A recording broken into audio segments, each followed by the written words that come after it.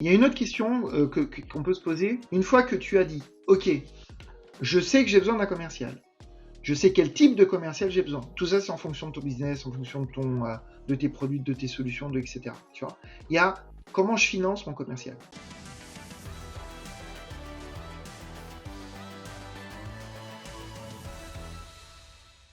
Et là, j'ai absolument pas envie de parler de faire des levées de fonds. D'abord, les levées de fonds, c'est très particulier.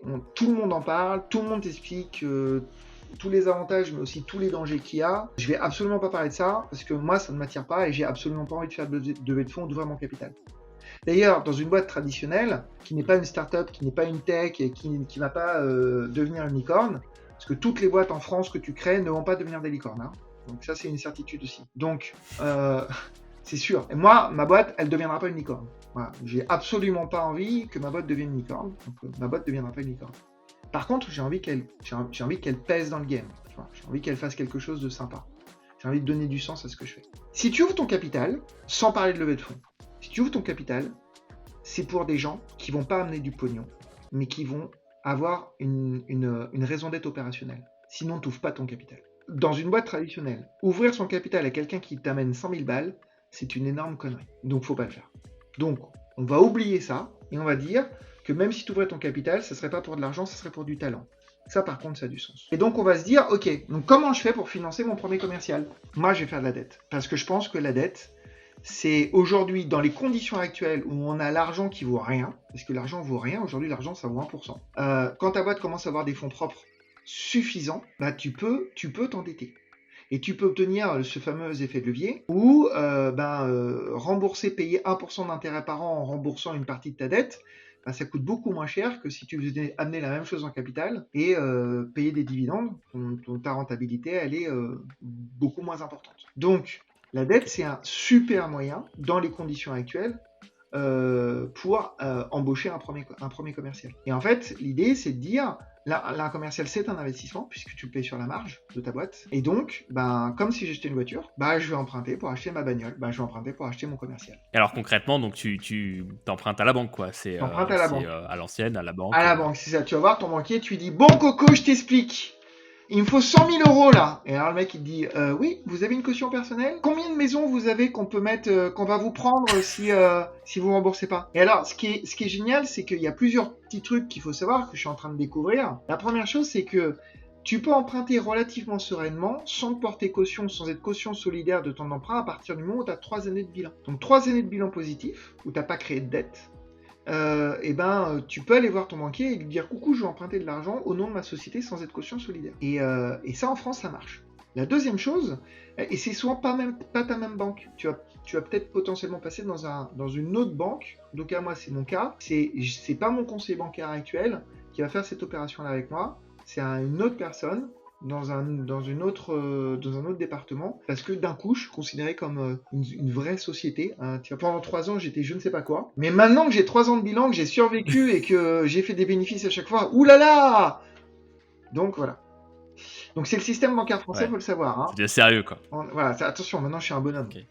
Et l'autre truc qui est vachement bien, c'est que la BPI peut t'aider. Et en fait, la BPI, sans forcément se porter caution, je te parle pas du PGE, hein, de l'emprunt garanti par l'État, mais plutôt de vraiment de l'action de la BPI, la BPI, elle peut te prêter de l'argent, elle aussi. C'est une banque. Et la BPI te prête de l'argent beaucoup plus facilement qu'une banque. Et normalement, et je vais tester ça là maintenant, si tu satisfais aux conditions de la BPI, et que la BPI te prête de l'argent, bizarrement, les banques derrière, elles t'en prêtent aussi. Ah, la BPI vous a prêté de l'argent. Ah, c'est bien, combien? Ah, vous vous prêtez la même chose. Et ça, c'est très intéressant. Il y a un facteur de confiance. C'est ça.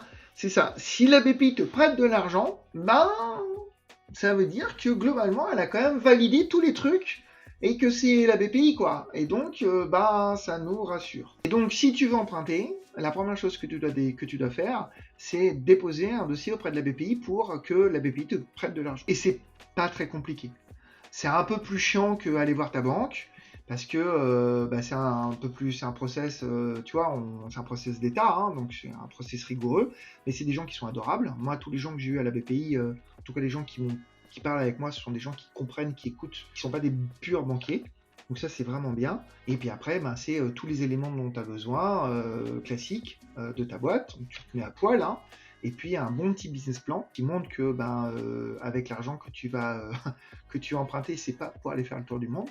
Et normalement, ça devrait fonctionner. En tout cas, je touche du bois parce que c'est exactement ce que je suis en train de faire. C'est intéressant que tu parles de ça parce qu'au final, effectivement, tu l'as dit, on parle que des levées de fonds. Et finalement, la banque, ça fait partie un petit peu des trucs un peu vieux monde. Et que final, on a peut-être été un peu trop loin et on a tout foutu à la poubelle et tout écarté d'un revers d'humain. Alors qu'en fait, c'est juste des outils qui sont différents et qu'on peut activer au moment où on en a besoin, quoi. Et ça, je trouve ça hyper intéressant que tu en parles parce que c'est des sons de cloche que finalement, on n'a pas forcément.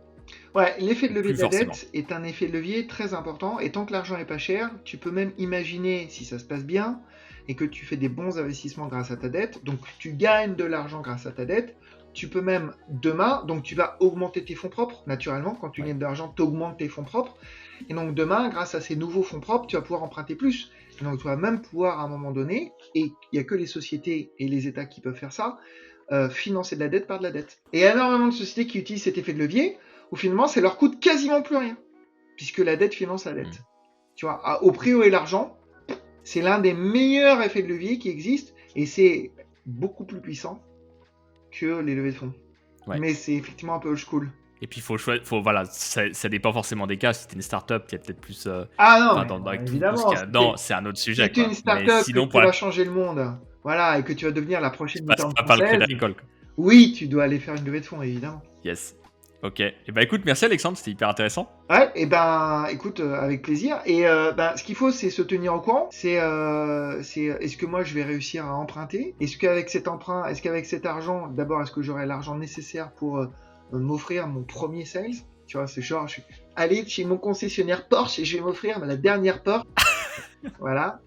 Ou est-ce que je vais devoir trouver un monospace?